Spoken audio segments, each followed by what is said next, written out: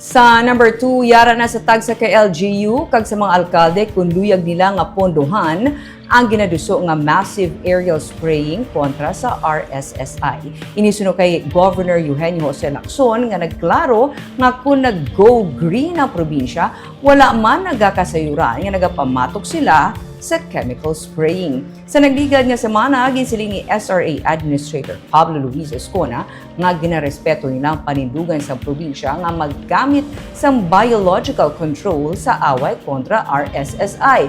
Pero suno kay Escona, madugay ang ini nga proseso kag sa dalagan sang infestation sang RSSI sa katubuhan, kinahanglan ng gilayon nga aksyon kaangay sang chemical spraying para matapna na ang paglapta pagid.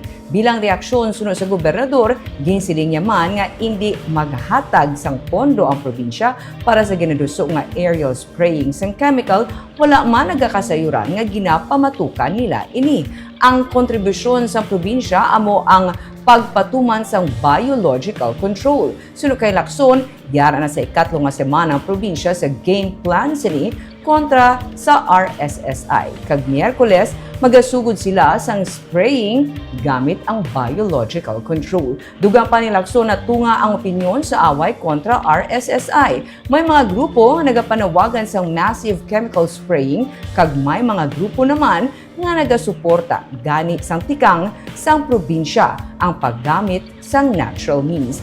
Gani yara na sa mga alkalde kung magpaing sila sang pondo sa ginaduso nga chemical spraying gamit ang mga ecoplano. On the part of the province, if I can recall my statement, I said that we will not fund or support the proposal to use big planes for aerial spraying. That is not the same as saying we oppose. This will be the contribution of the province. Okay, so this is the direction that we're going, biological control. So SRA says that there's a need for a massive aerial spraying. I will now let the LGUs, through their local chief executives, decide what is best for their community. I mean, they should know best, no? Because if I listen to opinions, it's really down the line, split. No?